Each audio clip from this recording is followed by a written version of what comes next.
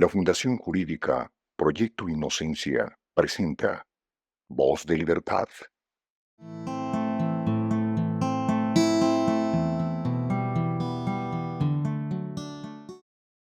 En una ocasión, indagamos en un centro de detención transitorio sobre la comprensión del lenguaje jurídico, especialmente en la audiencia de formulación de imputación, donde la Fiscalía y el juez se dirigen al ciudadano indiciado para dar a conocer en un acto de comunicación procesal la razón por la cual está vinculándose formalmente a un proceso penal.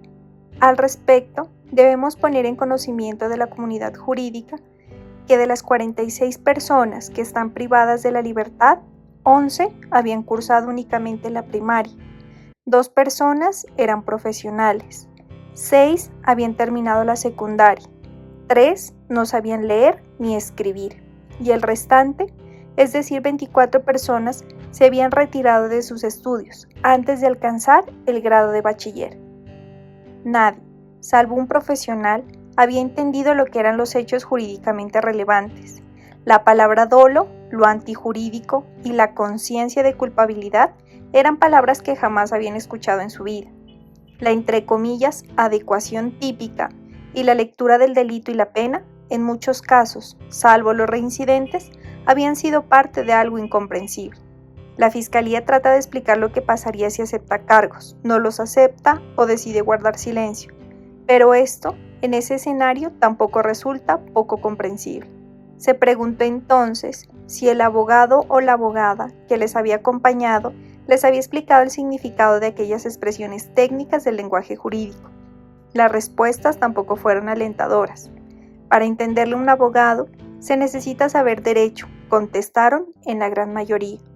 Otros colegas se habían tomado el tiempo de señalarles lo que pasaría en la audiencia, pero explicar un lenguaje jurídico en una entrevista en una URI, créanme, se torna algo banal e innecesario. Las preguntas al abogado eran: ¿me puede sacar? ¿Me dan casa por cárcel? Como la llaman coloquialmente a la sustitución de la detención preventiva en centro carcelario.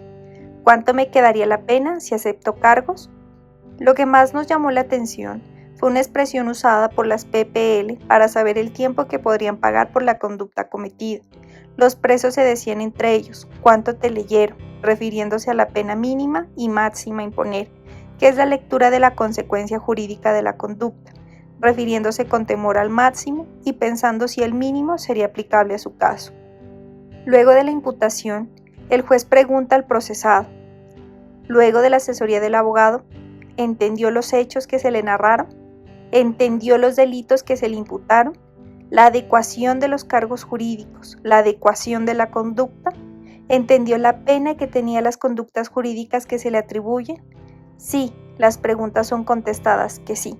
El juzgado imparte aprobación al acto de comunicación, señalando que contra este no procede recurso alguno por ser un acto de comunicación.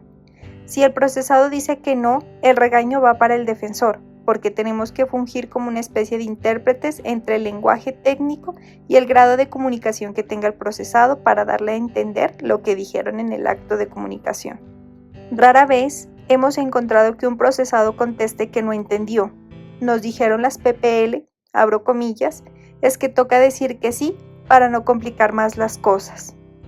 El juez, luego de ello, da a conocer los derechos que tiene como imputado, dando lectura al artículo 8 del CPP, para que le leen un texto jurídico al procesado.